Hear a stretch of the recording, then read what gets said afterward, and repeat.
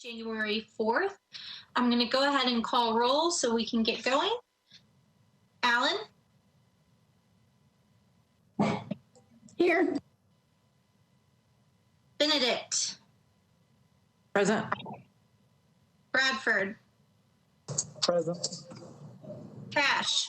Present. Evans? Present. Gamble? Present. Hager? Present. Paul?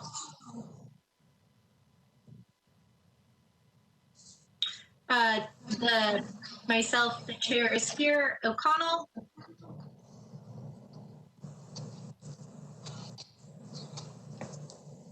Parker? Parker is present. Rutherford? Here. Stiles? Present. Toombs? Present. Van Reese? Here. Welch? Present. And Withers. Present. Great, thank you. So I'm making the motion that pursuant to Governor Lee's Executive Order number 71 regarding electronic meetings, I make the motion that this committee meeting agenda constitutes essential governmental business of the Metro Council and that the meeting electronically is necessary to protect the health, safety, and welfare of Tennesseans in light of the COVID-19 outbreak. Vice Chair Withers. I would like to second that motion. Thank you. We're going to roll through this really fast. I was going to try to do this John Cooper style, but I only think that we have like 3 things to vote on. So even though I practice, we won't go there today. So Alan. Berkeley. Yes, I'm sorry. Maybe I should do a John Cooper style. Benedict. Aye. Bradford. Cash. Aye. Evans. Evans. Aye. Hager. Aye. Paul. Chair votes aye. O'Connell. Aye. Parker. Aye. Rutherford. Aye. Stiles. Aye. Toombs. Aye. Van Reese. Aye. Welch. Aye. Withers. Aye. Thank you. That motion passes. Just Chair, Gamble votes aye, just for the record. Gamble votes aye. Okay, got you. So just 2 quick updates.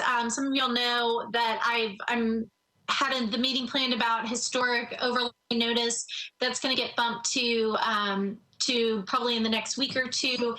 I had found out, it was the night before my hip surgery, and I found out shortly before that I would have my surgery 12 hours before I knew it. So that something just had to be pushed back. So I apologize for that short notice of canceling it. Also coming up, if you have not sent me your questions or topics of interest, those agendas are going to get finalized to do our workshop soon. So get that later.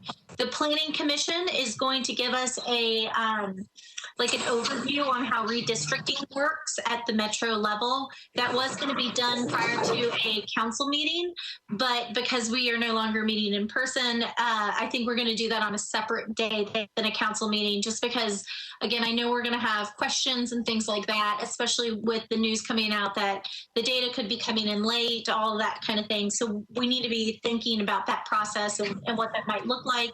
And then finally, I know in a lot of the updates we've been getting about the downtown bombing that planning has not necessarily been on there. That's because they're not the kind of initial people.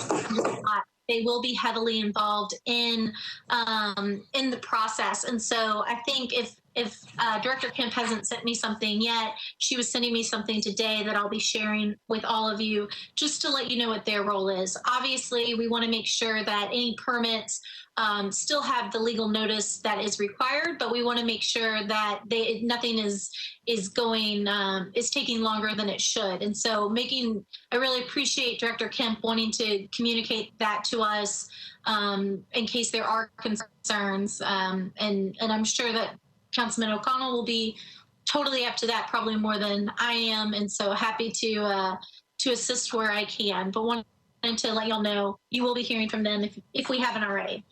So hopefully you've received our agenda. Did y'all just lose me? Okay. So I'm going to go over the consent agenda. Right now, everything is on consent to be approved, except for item number 9 is on consent to defer one meeting. So if y'all will look at your agenda, is there anything that needs to come off the consent agenda that is everything is to be approved except for item 9, which is BL 2020-517 by Rutherford?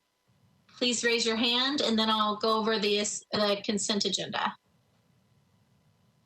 Okay, hearing none, seeing none, I will start reading the consent agenda. Item number 2, resolution RS 2020-649, Taylor and others.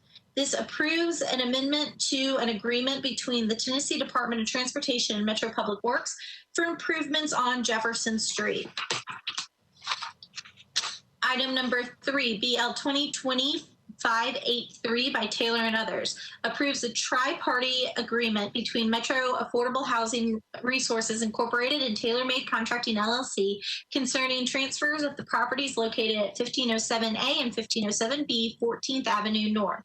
Again, that's on consent to be approved. Item number 4 is BL 2020-585. I'm sorry, 585, yes, by Parker and others, and it approves a lease agreement between Metro Government and Pet Community Center for office space at 943B Dr. Richard G. Adams Drive. Item number 5 is BL 2020-588 by Withers and others. It abandons existing water and sanitary sewer mains, sanitary sewer manholes and easements to replace one fire hydrant assembly and to accept new water and sanitary sewer mains, sanitary sewer manholes and easements for 8 properties located on South 5th Street, South 6th Street, Davidson Street, and Crutcher Street, also known as Casey Utility Phase 1A Development. Again, on consent to be approved. Item number 6 is BL 2020-589 by Rutherford and others. Accepts new water and sanitary sewer mains, fire hydrant assemblies, sanitary sewer manholes, and easements for properties located at Burkett Road Unnumbered,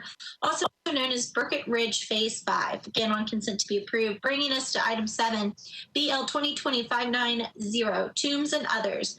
Abandons existing sanitary sewer mains, sanitary sewer manholes and easements, and to accept new sanitary sewer and water mains, sanitary sewer manholes, and fire hydrant assemblies and easements for properties located at 926 West Trinity Lane, also known as City View Estates. That's on consent to be approved. Bringing us to item number 8, BL 2020-591 by Roberts and others, accepts new sanitary sewer main and a sanitary sewer manhole and easements for properties located at 7262 Centennial Place. Again, on consent to be approved.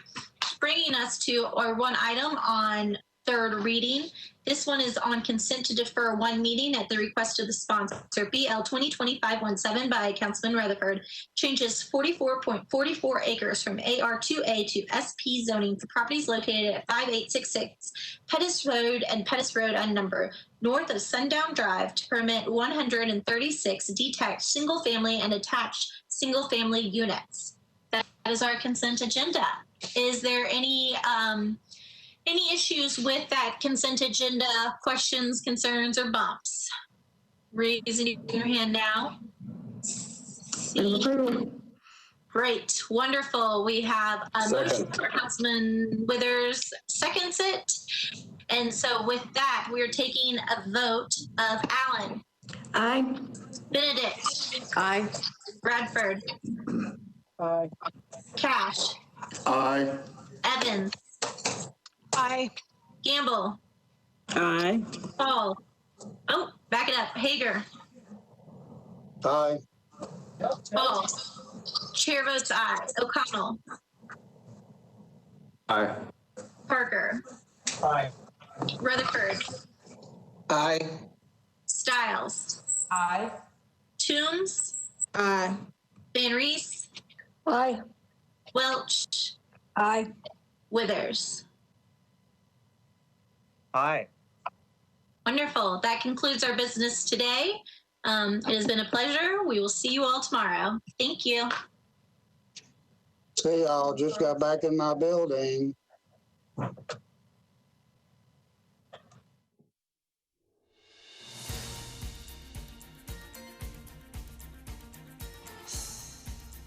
This has been a service of the Metro Nashville Network.